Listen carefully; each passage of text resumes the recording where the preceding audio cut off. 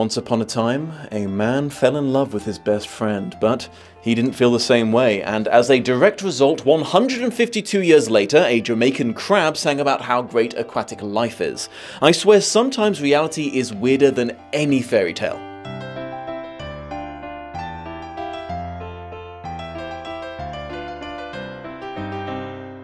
A huge thank you to the wonderful patrons who make doing this silly job for a living possible, including but not limited to the big three: Shelby Holtz, beloved Selphine, and April Mack. Hello my beautiful watchers, and welcome to Lost in Adaptation, where we take a look at films based on books and break down how loyally they adapted the plot, characters, and themes. You'll have to forgive me the audacity of this statement, my beautiful watchers, but you have read a Hans Christian Andersen story, or have maybe had one read to you when you were just a wee bae.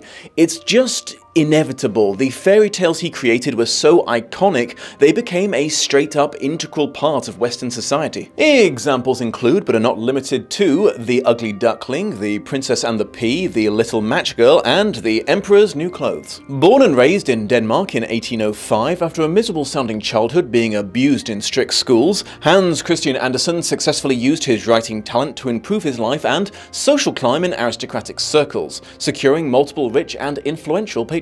This was, I imagine, sometimes tricky because there's strong evidence to suggest that Andersen was one of those people who could be just unbearably annoying to be around, but entirely unaware of it. For example, in 1857 he travelled to England to visit fellow author Charles Dickens, who had expressed admiration for his work, and managed to overstay his welcome while being an unbelievably obnoxious houseguest so badly, Dickens not only refused to speak to him ever again, he might have based a character in his next book on him, who proved to be a massive asshole hiding behind a facade of sycophantic ass-kissing. The guy who wrote the most famous redemption arc of all time decided there was no hope for Hans Christian Andersen. The posthumous publication of his personal journals outed Andersen as bisexual. Well, to the public at large at least, according to sources anyone who actually met him immediately knew, because he was really bad at being subtle. The dude had no chill if he liked someone. Unfortunately, because he was just such a mess of a person, instead of doubling his romantic options,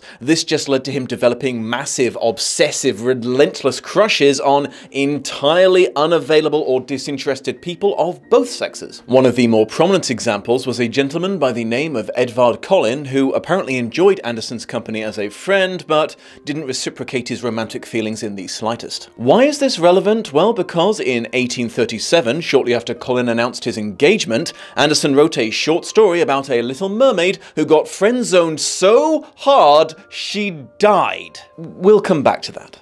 Much like space travel, making a Little Mermaid adaptation is actually something the Soviets did first, but no one likes to talk about it. Not surprisingly, the 1976 USSR version played up the elements of the story about sacrificing oneself for the greater good, comrades. The capitalist pigs in America didn't catch up until the late 80s, when Disney Studios began work on an interpretation of the story, headed by Ron Clements and John Musker, who had recently managed to keep the studio afloat during the period often referred to as the Disney Dark Age, with the moderate success of The Great Mouse Detective. BT dubs, I highly recommend the behind-the-scenes documentaries about this film, because almost all of the interviews involve the film's creators low-key hinting at what a massive pain in the ass the at-the-time CEO Jeffrey Katzenberg was. For example, shortly before pre-production, the entire department had effectively been kicked out of the Disney studio in Burbank and sent to work in a bunch of hastily constructed trailers in a parking lot, but everyone involved actually considered this a massive improvement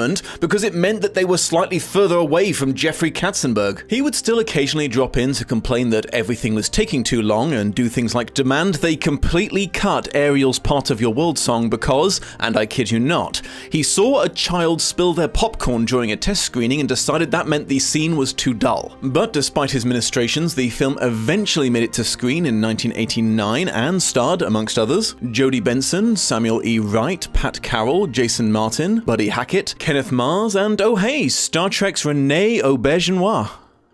I miss him. Thanks to Clements and Musker's heroic efforts in ignoring Jeffrey Katzenberg, The Little Mermaid was a smash hit at the box office, pulling in a higher gross from its initial run than any other animated film before it, and earning the enthusiastic praise of renowned film critics like Roger Ebert. This success and the subsequent string of wins for Disney is considered to be the end of the Dark Age and the start of the golden era of animation. So unlike The Black Cauldron, it looks like we're going to see if the book can be assigned any credit instead of blame this time. Let's talk adaptation.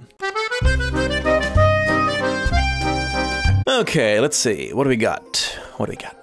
A smallish merperson, the daughter of the ruler of a rather nice underwater kingdom and the youngest of 6 exclusively female siblings, becomes enamored with the surface world and a handsome young prince in particular after some impressive fireworks drew her to his ship during his birthday celebrations. She saves his life after a freak storm sinks his vessel and spends some time yearning for him before deciding to visit a sinister sea witch for help. Said sea witch agrees to magically transform her fishy tail into a nice pair of legs in exchange for her voice. Side note, I think we should be saying that mermaids, like the ones that appear in this film, are actually part dolphin. Fish tend to have vertical fins. These guys have horizontal fins like a porpoise. Anyways, equipped with these new limbs, she seeks out her crush but can't identify herself as his savior because of her lack of voice, and the unbelievable wanker has the audacity to get engaged to someone else, and the wedding takes place on a ship for some reason. I guess he needed to get out to international waters or something. And that's about it. Now, I know that didn't take very long to get through, but keep in mind it's not a very long book. There's only so much plot to adapt, so I'd actually say that a recognizable percentage of the book is technically in the film. It's just that it's kind of buried underneath. I can't say for sure that Ariel wasn't the Little Mermaid's name in the book because Andersen declined to give any of his characters names in the book. There was the Little Mermaid, the Little Mermaid's sisters, the Mer King, the Prince with Dark Eyes, and the Sea Witch, and they were exclusively referred to as such. The regular animals of the sea couldn't talk in the book. Sebastian, Flounder, Scuttle, anyone who's not a mermaid or a human is a Disney creation. Disney's decision to expand the cast to include all life unfortunately brings with it the existential horror that comes with any story that makes animals sapient while still maintaining a reasonable amount of status quo regarding the way that the world works, i.e. the meat industry. Looking at you, babe. So while fully acknowledging that this is wildly overthinking a children's movie, I would just like to point out that King Triton and Sebastian's main objection to humans being that they regularly harvest and eat their friends is super valid, and Ariel's dismissal of this simply because "but daddy, I love him" is borderline sociopathic. And not for nothing, but if everything under the sea is self-aware, it's pretty fucked up that the Mer women wear what I have to assume is the corpses of former people on their boobs. Mer clothing isn't specifically mentioned in the book, but for obvious reasons, they're always wearing something in the illustrations. The only body decoration that does get referenced is the practice of allowing a certain amount of oysters to clamp onto one's tail to denote social rank, despite it being quite painful. One thing I actually appreciate about the direction they took the film in is having Ariel being somewhat obsessed with the surface world before she saw Prince Eric. Originally, her interest in human culture was just another facet of her devotion to a man she'd never really met, and once she finally emigrated, she was incredibly homesick for everything she'd given up under the sea, so it's nice to think there might be more motivation behind her change in species besides "but daddy, I love him" now. It's not important in the grand scheme of things, but it is funny that one of the only visual descriptions we get of the prince is his very dark eyes, but apparently Disney just absolutely could not go without them baby blues. There's a reference to the prince looking like a marble statue that the Little Mermaid had in her garden, but it's not a literal statue of the prince. I mostly bring this up because it gives me an excuse to ask, how the fuck did Flounder, a small reef fish who the film establishes is not particularly athletic, carry a 2 metric ton statue to Ariel's secret cave? Okay, so I've made a little list of things that I am not at all surprised Disney didn't want to subject their young audience to, and I kind of wish I hadn't had to read about either, if I'm being completely honest. The film doesn't go into just how painful the Little Mermaid's transformation was, described originally as feeling like her fin was being sliced apart with a hot sword. And the pain never frickin' stopped. Her new feet were so sensitive that every step she took would feel like she was walking on sharp knives and would make her bleed accordingly.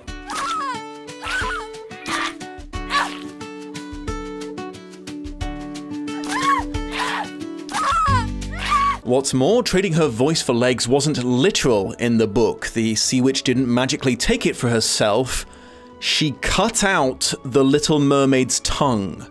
I think it was like a blood sacrifice to make the spell work. Another shockingly dark twist in the book is the early revelation that the Little Mermaid does not have a soul, and it's not because she's a ginger. She is usually depicted as a blonde. While mermaids can live up to 300 years, it's common knowledge that they do not have immortal souls like humans do. So when a human dies, they go up to heaven, but when a mermaid finally dies, they instantly dissolve into sea foam, and that's just it for them. So yeah, that's some super fun fucking things for kids to read about, get them acquainted with the concept of chronic pain and the complete oblivion of oneself early, I guess! As I mentioned before, despite the distraction of the talking creatures, Andersen's story is recognizable in the setup and kind of there in the middle, but things really get off track the closer you get to the end. In the film, if Ariel doesn't get a true love's kiss, she'll turn into a gross little sea creature, and of course the whole thing was just part of Ursula's master plan to usurp the kingdom from King Triton. The Sea Witch of the book was pretty much on the level. The cost of her magic was kind of fucked up, but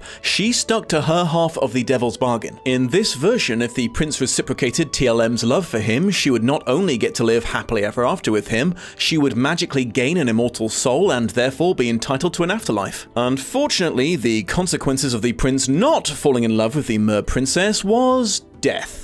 If the prince married anyone else, the Little Mermaid would immediately drop dead and dissolve into foam like the world's most tragic Alka-Seltzer. So yes, while it would be sucky to fail in either version, I would say there was more at stake in the book. Once our girl washed up on the beach, the story became pretty much in name only, so I think the easiest way of comparing them is just to hit y'all with a quick synopsis and let the changes speak for themselves. So, just as a reminder of what happened in the film, Eric brings Ariel home and Sebastian the crab, originally opposed to her human obsession, has a change of heart when he realizes how unhappy she was, comes with her, and has a near-miss run-in with a French stereotype. Ariel and Eric go on some pretty wholesome dates, but despite Sebastian's musical encouragement, the prince does not land a smooch on her. Meanwhile, Ursula begins her surprise coup by assuming Ariel's form and voice and enchants Eric into getting engaged to her. Ariel is heartbroken but resigned to this until her seagull friend Scuttle reports her boo is marrying a squid heavily inspired by a drag queen, so the gang mount an assault on the wedding boat which foils Ursula temporarily, but she kidnaps a just-returned-to-mermaid-done Ariel and uses her contract as leverage to force her father to take her place as a little sea thing so she can claim his crown. Eric tries to save Ariel, unsuccessfully at first with a harpoon, then a lot more successfully by ramming a ship into her, and BT dubs, that was how Cthulhu was defeated in his only appearance in H.P. Lovecraft's books, and I've always wondered if that was an influence. It would be a weird but kind of cool crossover if so. King Triton realizes that Ariel won't be happy anywhere but on land, so transforms her into a human again, and she and Eric marry and live happily ever after. I assume I've never actually bothered watching any of the direct-to-video sequels, but I doubt Disney would have broken them up. So, what does this ignore from Andersen's version? Well, things on land start out quite promisingly, but it quickly becomes apparent that while the prince is very fond of his mysterious new guest, he never considers her a serious romantic option. That said, some of the things the prince says to TLM makes me wonder if Edvard Collin really was as disinterested in Andersen's affections as their surviving correspondence implies. You know, I was just thinking about how very dear you are to me, my beautiful, sweet-hearted pal. You remind me a lot of someone I vaguely remember saving my life this one time and shall love forever for it. So much so, I'm pretty sure I would be very happy just marrying you. Which I'm definitely not going to do, but hey, it's fun to think about, right, buddy? Eh? Old chum? Good friend? Yes? I'm just saying there was some very specific keeping someone on the hook dialogue, and one has to wonder if Andersen could have completely pulled it out of his ass. I have to admit, I had a bit of trouble following the next part of the plot, because the prince was apparently under the misapprehension that the girl he half remembered saving his life was a young nun from the monastery that the Little Mermaid had dragged him to after he nearly drowned. However, he later meets a visiting princess from a nearby kingdom, and feel free to correct me on this in the comments if I misunderstood something, but I guess she looked just enough like the Little Mermaid for him to jump to the conclusion that it was her who saved him, and the princess just kinda rolls with it, and the prince never questioned how she apparently made the switch in careers from nun to princess. I mean, I guess it makes a lot more sense if you just assume the prince is a blithering idiot, but still. So the little mergirl has to attend the frickin' wedding, and because she's the sweet, selfless little angel that she is, she chooses to smile and dance and not ruin anything while her feet are in agony, and the person that she's madly in love with and gave up everything for marries someone else based on him giving her credit for something that she did, and knowing that as a direct result she is going to die at daybreak.